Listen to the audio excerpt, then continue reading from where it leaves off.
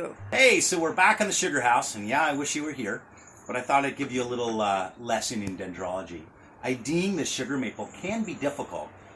Those who have been doing it their whole life, it's not hard at all. They can't even tell you why it's a sugar maple. They just know it is. But people that are just starting out have a harder time. I think that the key is understanding the habitat of the sugar maple. It's a tree that grows everywhere from, Tennessee all the way up into Quebec, and it is a tree that is a part of a matrix of trees here in Vermont that indicates what is known as the northern hardwood forest. That's a forest that has ash, beech, birch, cherry. What other trees are in that northern hardwood matrix off the top of my head? That's pretty good for now. But in southern areas, it can be oak, hickory, dogwood, and trees like that. So just know that it likes poorly drained soils, not swampy, not standing water, but poorly drained soils that hold a lot of water but are very rich, with a very rich organic coloration to it. And as we get closer, I'm thinking, this might be a sugar maple. We're going to look at that bark.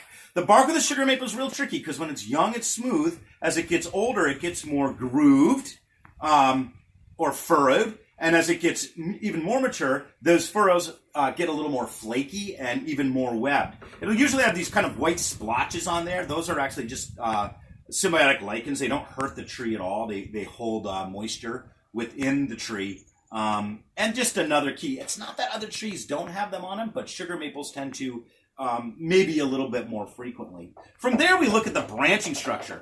Maples, of course, there's a lot of maples. Sugar maple, silver maple, red maple, striped maple, mountain maple, box elder, all part of the maple family. They all have alternate branching structures, meaning that the branches come up alternately off of the stem, opposite one another. I'm sorry, I said alternate, I meant opposite. We'll scratch that. Opposite one another, opposite one another, opposite one another. And from here, we've got a tree that is not a maple tree. In fact, I think this is a beech, and we notice it's alternate one another.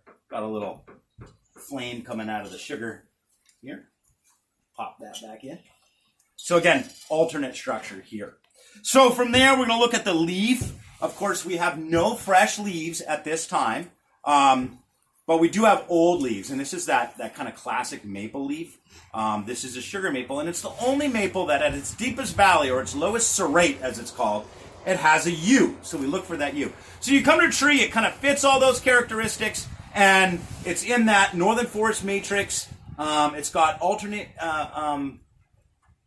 opposite branching structure. These leaves are all over the place. I think you're at you can take a pretty good guess. The more you do it, the more you're going to correctly identify the tree. I've seen people tap all kinds of trees that weren't maples. You find out pretty quick that it's not a maple. So just real quick, looking at this piece of wood that we cut for you, this outer layer, that's called the bark or the outer cortex.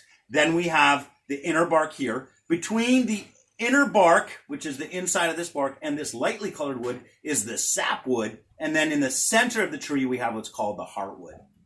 So the xylem that's coming up the tree to that new growth, to those new buds, that is actually our sapwood, that lightly colored wood right in here. That smaller section here, it's about the size of a quarter. That's our heartwood. It's actually not alive anymore. It still has a chemical in it called lignin or suberin that's all through the tree that allows the tree to be supple but hard, kind of giving us that wooden texture.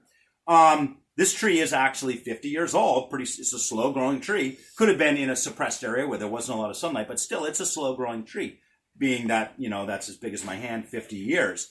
The inner bark here, or the cambium layer, we can't even see it. It's microscopic. That's going to be next year's annual growth ring. We count those rings to tell how old the tree is. And it's also what the phloem is going to move down the tree, which is going to repair any imperfections or injuries to the tree from the previous winter and summer, but also store the proper nutrients in the roots to be able to recompound both carbohydrates and enzymes to send up the tree to reach the canopy and the new leaf growth.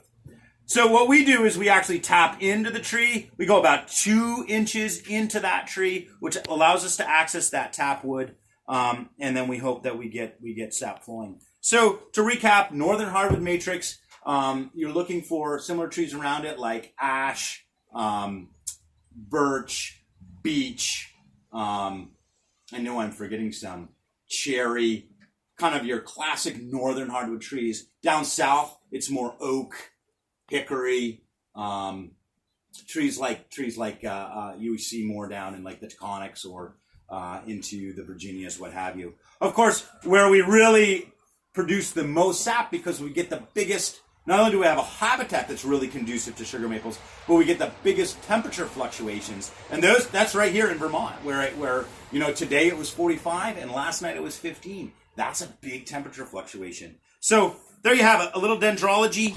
The more you do it, the more you learn.